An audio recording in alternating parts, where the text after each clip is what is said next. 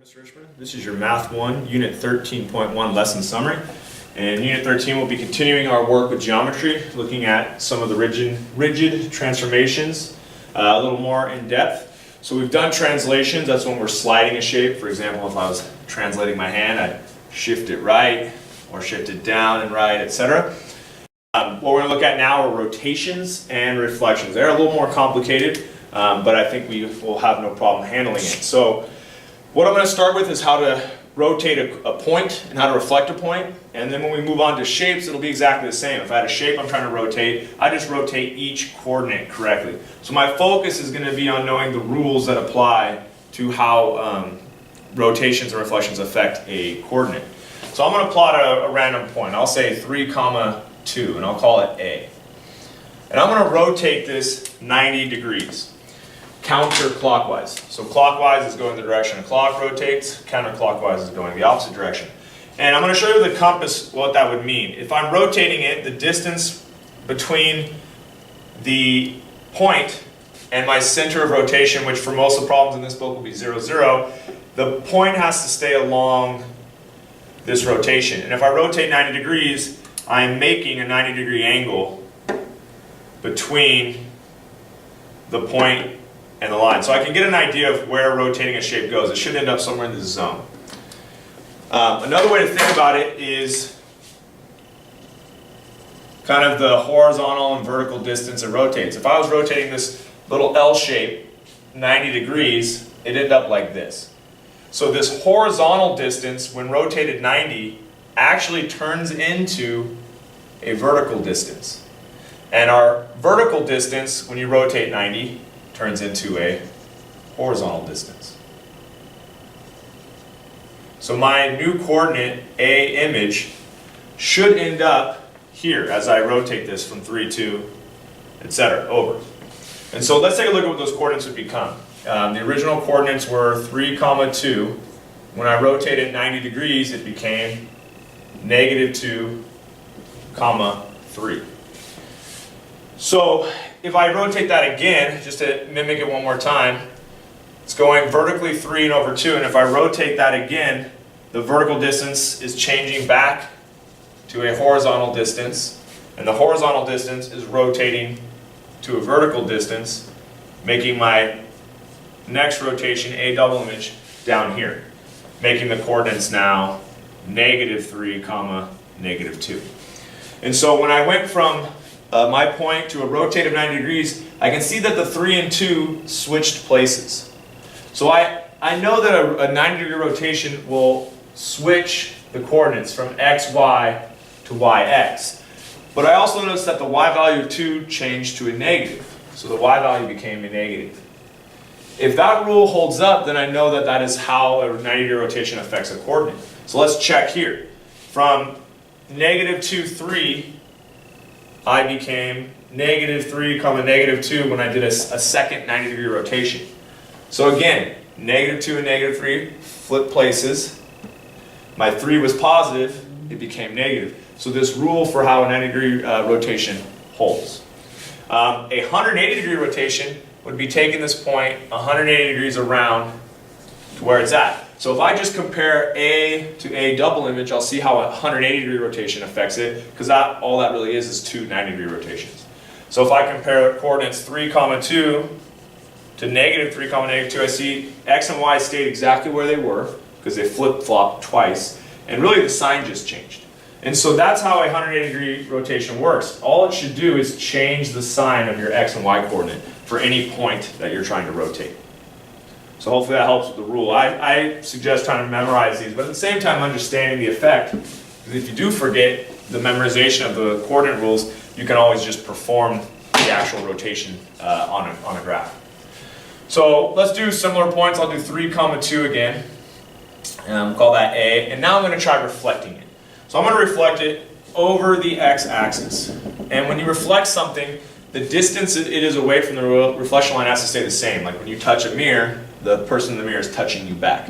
So you know that you're on the reflection line. As you move away from the mirror, so does the person in the mirror. So distances have to stay the same. So currently, A is 2 points, or distance of 2 away from the reflection line. So on the opposite side of the reflection line, it should maintain that reflection. If I look at the coordinates were 3, 2, and now they are 3, -2. So the only change I see in the coordinates, they stayed in the same position, is the y-coordinate changed signs. And that holds. If I tried that with another point, -2, 3, and I reflect it, it's going to be 3 away on the other side. Its coordinates are now -2, -3. X has stayed the same, y has changed sign. So that rule will hold. Now if I try to reflect vertically, it's going to change things slightly. So I'll do,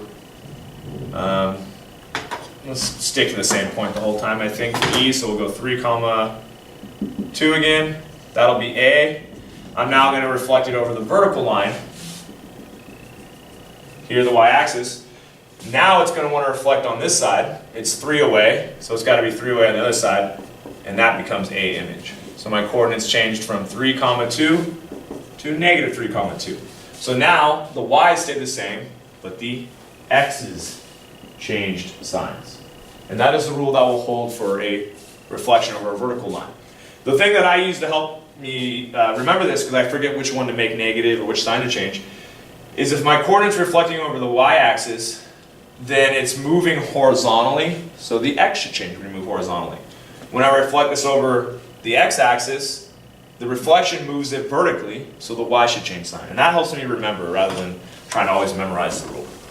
So now that we have an idea of how rotations and reflections work for points, we can apply this to a shape.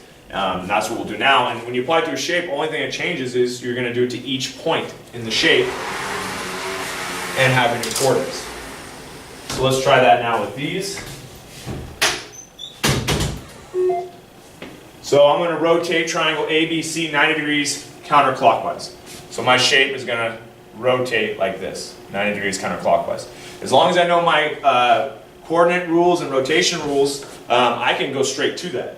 So I know that a 90-degree rotation flip-flops the coordinates. So I already know that all the coordinates for B image are just going to change positions. And as I look, it made a horizontal change, technically, so the horizontal coordinates should not be positive because the entire shape is now on the negative side.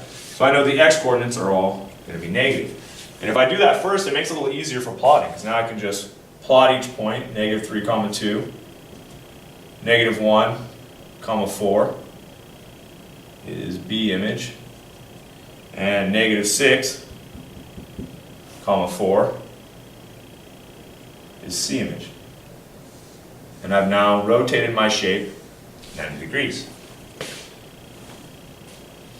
Okay? Second part of the problem says rotate it 180 degrees counterclockwise. And be mindful of reading the problem of what shape you're doing the transformation for. I'm transforming the original. So ABC is going to completely rotate 180 degrees. And if I look back at my rules, 180 degree rotation is 290, so they flip-flop twice, basically stay where they're at. So my x and y's are going to keep the same coordinate location. It's going to be 2, 3, 4, 1, 4, 6. But in a 180 degree rotation, it's completely putting it in the negative quadrant, negative, negative, so both signs are going to change. -2, -3, -4, -1, -4, -6. And now I know the coordinates and I can plot it. Left 2, down 3, my A double prime. Left 4, down 1, my B double prime.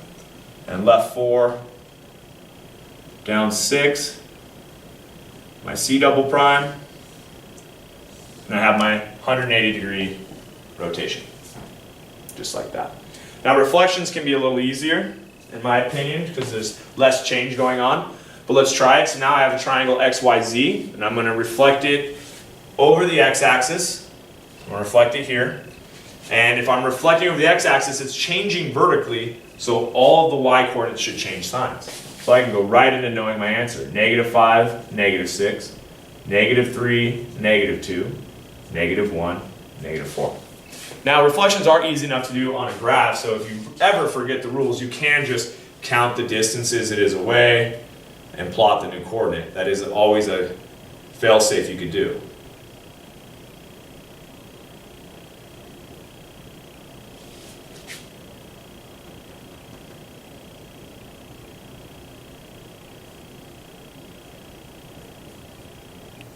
And there's my new triangle.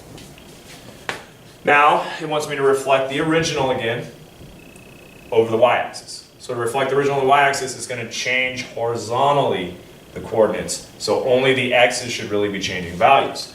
So I'm going to keep everything else the same, but the x's are going to change signs. Now, since they're negative, they will change to positives. The other coordinates would stay the same, and I can plot them. 5, 6, 1, 2, 3, 4, 5. 1, 2, 3, 4, 5, 6. So there's my new x double prime. Y is 3, 2. There's my new y double prime. And z is 1, 4. There's my new z double prime. And you can see that it's maintained its distance from the y-axis in that reflection, and it's maintained its distance from the x-axis in that reflection. But again, being able to do it either way is a good way to have it, so you can do them faster if you know the rules, but then if you have an idea of how they actually reflect graphically, you have a nice check of your answer. I really suggest trying it both ways and checking both ways. So hopefully this helps you with rotations and reflections. Good luck.